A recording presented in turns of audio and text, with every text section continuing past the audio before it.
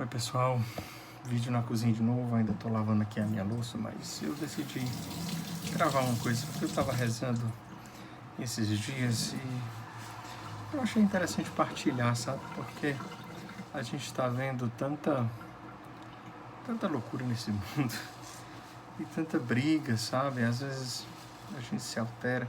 Eu digo mesmo por mim, eu tô realmente muito estressado e às vezes coisas que não são nada se tornam grandes coisas, mas eu queria falar um pouco de uma Lexo Divina que eu fiz há pouco tempo. Não estava seguindo a liturgia diária, nesse dia eu abri assim alusamente. E as palavras de Jesus, quando ele falava, né, amai os vossos inimigos, fazei bem aos que vos perseguem. E aí, lógico, isso aí foi desenrolando para outras passagens bem concretas também.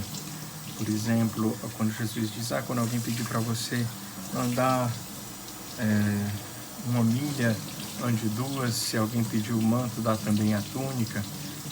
E essas coisas que Jesus dizia eram coisas muito concretas, para pessoas muito concretas. Isso tinha assim, nome e endereço, sabe? Assim, quem tinha o direito de fazer isso eram os romanos. Os romanos tinham o direito de pedir para as pessoas, para qualquer pessoa no meio da rua, qualquer pessoa dos estados onde eles dominavam, para carregar as coisas dele por uma milha, né? E aí tinha essa lei, acho que também para não abusar e sei lá, enfim. Eles faziam isso. E várias vezes também, assim, pedir o manto, dar também a túnica e todas essas coisas. Desculpa, eu estou bem disperso também, porque eu também estou bem cansado, né? Acho que está dando para ver pela minha cara o grau de cansaço. Mas todas essas coisas tinham um nome e endereço, eram para os romanos, eram para os inimigos políticos deles, sabe? Eram para as pessoas, literalmente, né? Não eram pessoas aleatórias. Quando ele falava amai os vossos inimigos, ele estava dizendo, assim, é porque ele não precisava dizer o nome, porque todo mundo sabia, ele não precisava dizer amai os romanos. Graças a Deus também que nos evangelhos está escrito os vossos inimigos, né? Porque isso vai variando bastante. E hoje eu vejo que existe muita gente tratando outras pessoas, né? Especialmente nas redes sociais. A gente está tão cansado, gente. Está todo mundo muito cansado, está todo mundo muito tenso, muito estressado. Especialmente no Brasil, eu tenho visto pessoas que tudo levam muito pro pessoal. Inclusive a discussão de ideias, né? As pessoas, eu discordo da sua ideia, você se sente ofendido pessoalmente, como se eu estivesse falando mal de você. E não é, assim, é uma ideia. E aí vejo as pessoas muito do aspecto político, tanto da esquerda como da direita, como se só existissem essas duas vias, né? Como se a Igreja Católica nunca tivesse colocado a doutrina social da Igreja, como se não houvesse distributismo, né? Mas as pessoas ficam se tratando realmente como inimigas. E é engraçado isso, porque como é que Jesus manda tratar os inimigos? Fazendo bem, amando, rezando. Porque a igreja, nós não somos contra ninguém, né? Só voltando ainda no fazer bem os inimigos, é uma coisa engraçada isso, porque as pessoas que mais reconheceram o poder de Jesus foram soldados e centuriões romanos, né? O dizer uma só palavra e meu servo será curado foi um romano, né? Não foi nenhum judeu que disse isso, e até Jesus fica espantado. Eu nunca vi em Israel uma fé como essa. E o centurião, depois da morte de Jesus, que disse realmente esse homem era o Filho de Deus. Aquilo que Jesus pregava já estava fazendo efeito muito concreto, né? As pessoas que amavam seus inimigos eram aqueles seguidores de Jesus, né? Eu me lembro de uma pregação uma vez de Dom José Antônio, bispo de Fortaleza, há 20 anos atrás, mais de 20 anos atrás, isso, né? Onde ele falava dos discípulos de Emaús, né? Que eles cumpriram a palavra do Senhor, eles colocaram um estranho para dentro de casa. Aquele estranho, evidentemente, estava falando da palavra de Deus e ardia o coração deles quando eles falavam, mas eles estavam praticando eles estavam hospedando, eles estavam praticando a real caridade com aquele viajante completamente desconhecido, que eles não sabiam, eles colocaram dentro de casa. Então, assim, o que Jesus pregava já era vivido, era assim que as pessoas evangelizavam. Né? Eu estou lendo um livro em inglês, né, O Catolicismo em Tempo de Quarentena. E o autor do livro é um livro muito bom da comunidade, né, do movimento World on Fire, do bispo de Los Angeles, do bispo Robert Barron. Ele é bispo auxiliar de Los Angeles. E esse historiador, né, esse cara que é o autor desse livro, falava que uma boa parte da evangelização dos cristãos, das pessoas, se deu através dos cristãos servindo os doentes, né? E existe a pandemia do coronavírus não é a primeira, nem será a última do mundo, mas no tempo antigo houveram muitas doenças que alastraram as cidades, enquanto as pessoas mais ricas, mais abastadas fugiam das cidades para escapar dessas pandemias. Os cristãos voltavam para as cidades, os cristãos iam cuidar dos doentes, né? São Carlos Borromeu, a gente sabe das histórias já, eu acredito que você, como bom católico, já deve saber das histórias de São Carlos Borromeu na peste de Milão também, conhecido como a peste de São Carlos, porque ele fez tudo isso, né, distanciamento social, mas naquela época ainda mais, porque era a igreja, né, as irmãs, os padres que cuidavam dos doentes, porque o sistema de saúde, quem cuidava era a igreja, era que cuidava. Então, assim, a igreja evangelizava nesses tempos eram os tempos maiores de evangelização. E aí hoje eu vejo que existe o que eu vejo, especialmente nas redes sociais, são as pessoas que se tornaram tensas, amargas, e eu falo por mim também. Muitas vezes eu me coloquei em brigas, né? Essa história de fake news, as pessoas falam uma coisa, depois falam outra, e muita gente não reconhece que não sabe, né? Eu não sei, cara, eu não sou epidemiologista, eu não sei, mas mas uma coisa que eu sei é que o mundo é muito mais complexo do que uma guerra entre esquerda e direita, por exemplo. O mundo é muito mais complexo e a realidade humana é física e é espiritual também. Mas o que eu estou querendo dizer não é que a esquerda está errada ou que a direita está errada, não. O que eu estou querendo dizer é que se você é da esquerda e você considera as pessoas da direita seus inimigos, se você simpatiza mais com a esquerda e você acha o pessoal da direita, os bolsonaristas, os bolsominions, e você tem raiva deles e coisas, sabe o que você deveria fazer?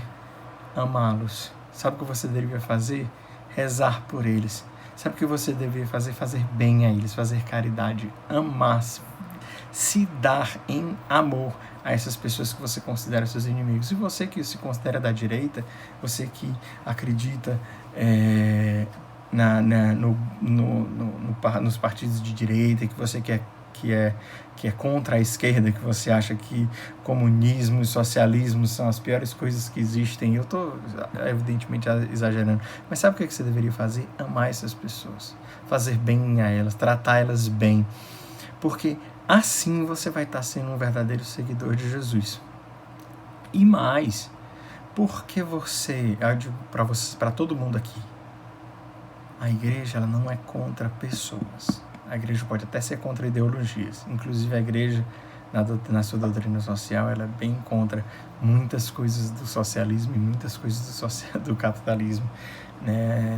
Nem tanto a um lado, nem tanto ao outro. A doutrina social da igreja nem entra nesses âmbitos, nesse sentido. Condena realmente muitas coisas de ateísmo, materialismo, etc. Mas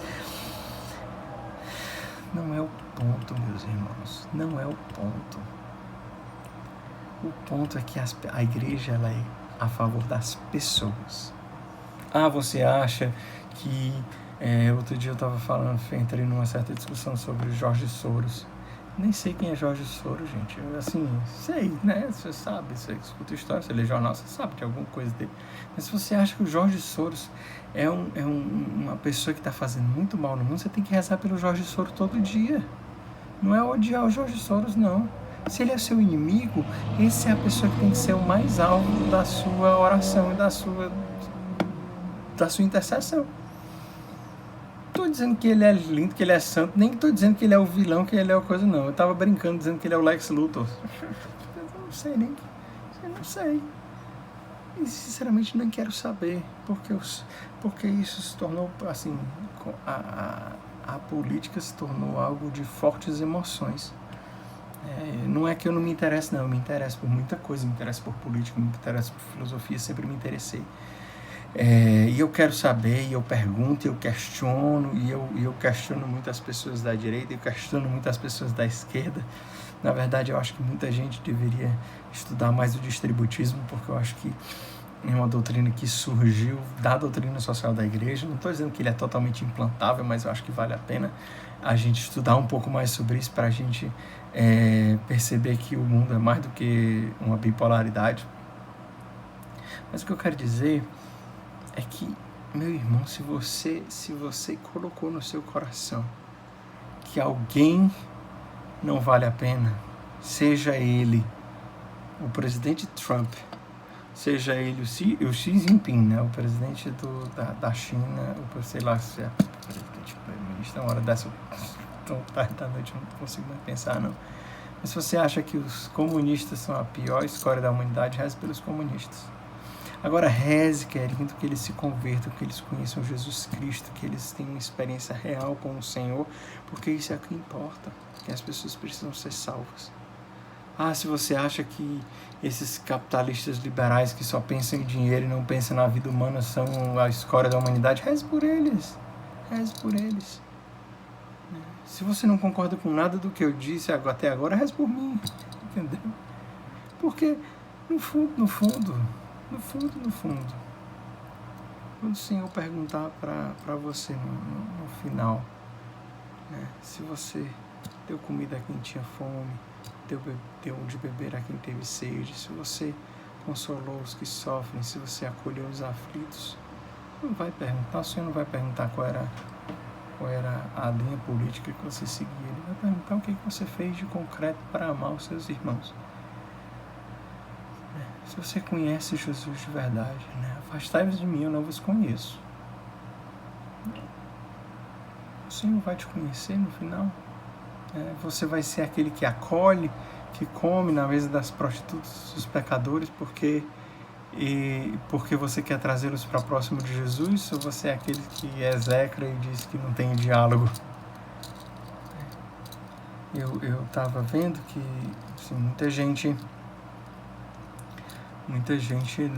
falava, né, que os pobres precisam trabalhar nessa quarentena e tudo mais. Os pobres trabalharem, assim, eles estão se expondo a ficarem doentes. E aí eu vi uma pessoa que eu com certeza diante das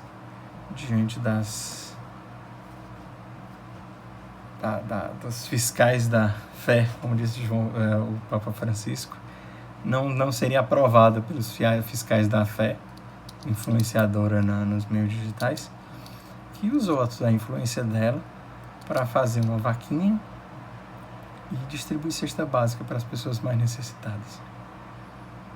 Ela, né, como disse Jesus, vai preceder muita gente no reino dos céus. Porque falar nas redes sociais não muda nada no mundo. Mas talvez usar da sua influência para fazer uma real caridade concreta, ajudar as pessoas, talvez seja bom, sabe?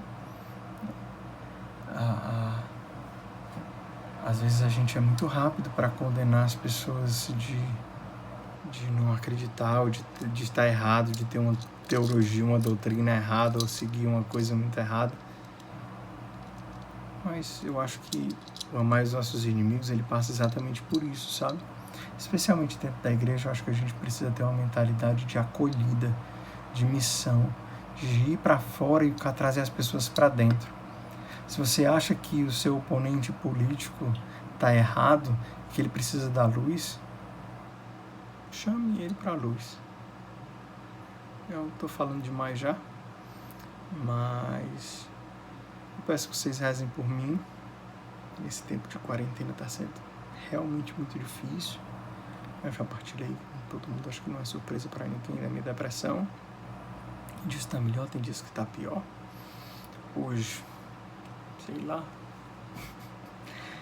Mas eu achei que eu precisava fazer isso, eu precisava falar. Porque eu mesmo já fiz, eu estou dizendo isso, assim, eu fui às vezes só em questionar, só em dizer assim, não, eu concordo com isso aí. Aí se transformou em briga quando eu nunca quis briga, sabe?